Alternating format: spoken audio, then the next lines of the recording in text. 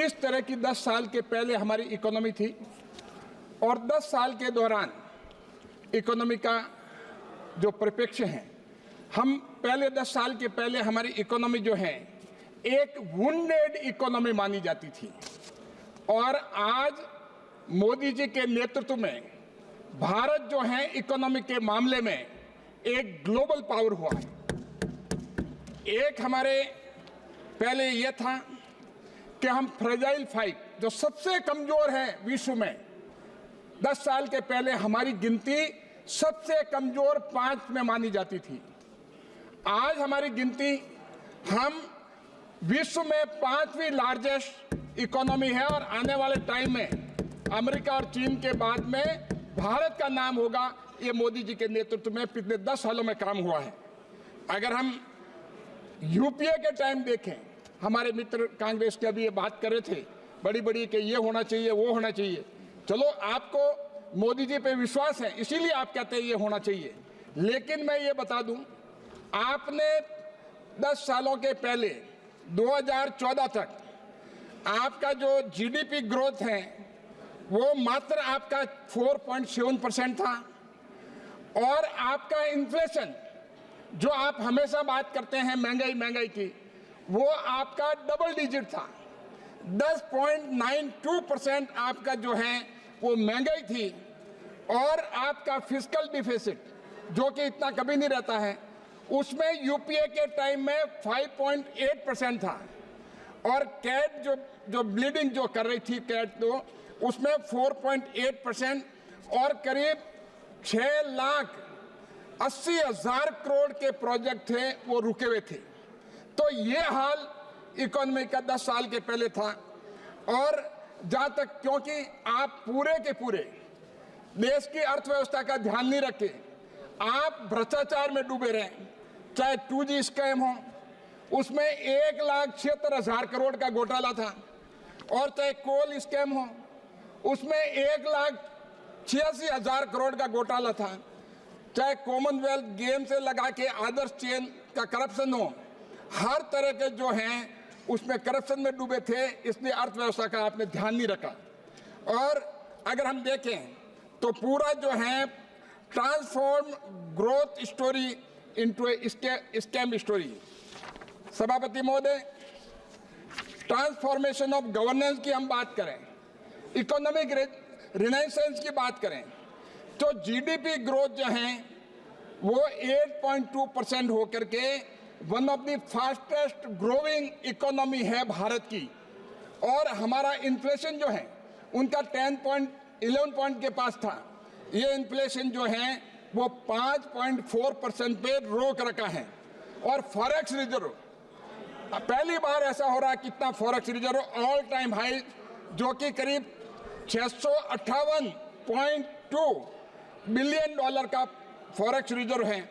और अगर हम देखें, ये कोई नंबर नहीं है, not just number, but these numbers are for nation building. और फाइनेंशियल इंक्लूजन की बात करें, पहले जो है बैंक, भले बैंक के नेशनलाइज हो गया लेकिन गरीबों के लिए नहीं थे, अब आज की तारीख में बैंक गरीबों के लिए भी है और डायरेक्ट बेनिफिट ट्रांसफर से खाते खोल करके उनके सीधे खातों में करीब 34 करोड़ के खाते हैं, उनके सीधे खातों में पैसा जाता है।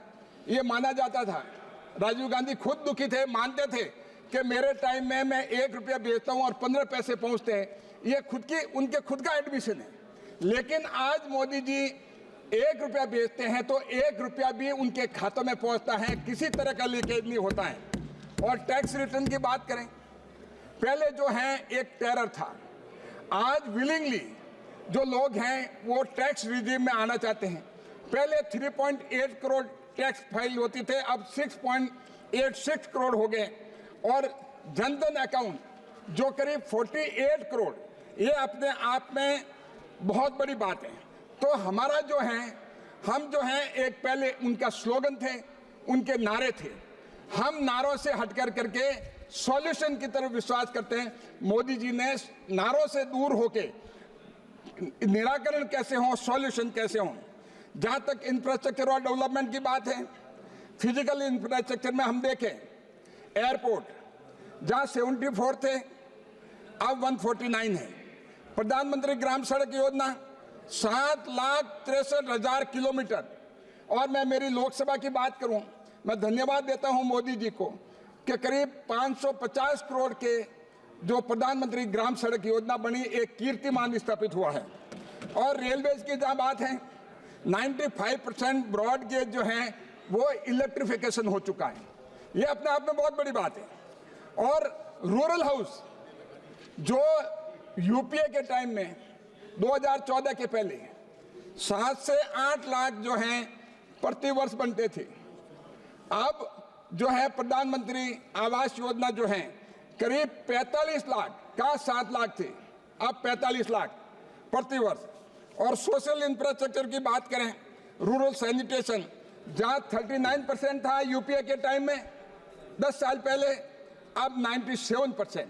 ये अपने आप में बहुत बड़ा काम हुआ है। हम जब गांव में जाते हैं वो मोदी जी को धन्यवाद देते हैं, खास करके महिलाएं, कि मोदी जी का धन्यवाद है, हमारा धन्यवाद उनको देना, हमारा राम राम देना हमारे लिए बहुत आराम कर दिया। ये जब सुनने को आता है तो बड़ा दिल खुश होता है। और विलेज इलेक्ट्रिफिकेशन पहले नहीं के बराबर था, पार्शल था, अब 100% गांव में बिजली है और लगातार मिलती है। उज्ज्वला योजना जो पहले हम धुएं में देखते थे, चूल्हे के पास बैठते थे, हम भी बच्चे थे जब, तो पूरा घर में धुआं हो जाता था। जिनके छोटे घर थे एक कमरे के, पूरा धुएं से भर जाता था। ऐसी स्थिति में हमारी माताएं और बहनें खाना बनाती थी, कितनी परेशान थी। तो उसके तहत 9 करोड़ कनेक्शन जो हुए हैं। तो हम देखते हैं कि इनका काम था सिर्फ वोट बैंक बनाना, हमारा काम है हम स्टेक होल्डर की तरफ देखते हैं। ये फर्क है सभापति महोदय दोनों में। और जहां तक हेल्थ केयर की बात है, क्योंकि इकोनॉमी जो है हर तरह से हेल्थ केयर के मामले में आयुष्मान भारत योजना का अचीवमेंट हम देखें तो 33 करोड़ कार्ड इश्यू हो चुके हैं। और हॉस्पिटल के एडमिशन 6 करोड़ 50 लाख एडमिशन, और सरकार ने कितना स्पेंड किया ये सब सोच ही नहीं सकते। आप ये आंकड़ा बता दें 10 साल के पहले का, और 10 साल के दौरान करीब 81,779 करोड़ जो हैं वो इलाज के लिए खर्च किया गया है मोदी जी के राज में पिछले 10 सालों में। तो हम कह सकते हैं कि विश्व की लार्जेस्ट जो है ये हेल्थ केयर योजना है, पिछले 10 सालों में हम देख रहे हैं। और बैंकिंग सेक्टर की मैं बात करूं, यूपीए में यूपीए सरकार ने 10 साल पहले ये छुपा के रखा और देश को गुमराह किया। उन्होंने कहा कि एनपीए सिर्फ 2,50,000 करोड़ ही बताया गया रिकॉर्ड पे, जबकि एक्चुअल जो था वास्तविक वो करीब 8,50,000 करोड़ एनपीए था। जो अब पहले एक फोन बैंकिंग का कल्चर था, अभी प्रोफेशनल बैंकिंग है। और इस एनपीए को आईबीसी ला करके उसको इम्प्लीमेंट करके रिजोल्यूशन करके बैंकों की हालत जो है वो अच्छी बनी है। तो एक रिजीम 10 साल पहले छुपाने वाली थी, कंसीलमेंट करने वाली थी, और पिछले 10 साल में एक ट्रांसपेरेंसी का जमाना आया है। और फ्यूचर विजन और प्रोजेक्ट की मैं बात करूं, पीएम गति शक्ति और 3 मेजर रेलवे कॉरिडोर जो हैं और इंडस्ट्रियल कॉरिडोर, मेरे पाली लोकसभा क्षेत्र में धन्यवाद देता हूं मोदी जी को कि उन्होंने 7,500 करोड़ का पाली में इंडस्ट्रियल कॉरिडोर के लिए पैसा दिया है। और जहां डिजिटल रिवॉल्यूशन की बात है, अपने आप में आज गांव का छोटा छोटा वेंडर वो भी अपने डिजिटल से अपना पेमेंट लेता है। ये फाइनेंशियल इंक्लूजन जो है ये बहुत बड़ी बात है। 12,000 plus crore digital transaction UPI से हुए, दूसरे और ट्रांजैक्शन और मैकेनिज्म से हुए वो काउंट नहीं कर रहा हूँ। और पीएम स्वनिधि अचीवमेंट का जो है अनऑर्गेनाइज सेक्टर भी बात कर रहे थे कि अनऑर्गेनाइज सेक्टर का क्या हो रहा है।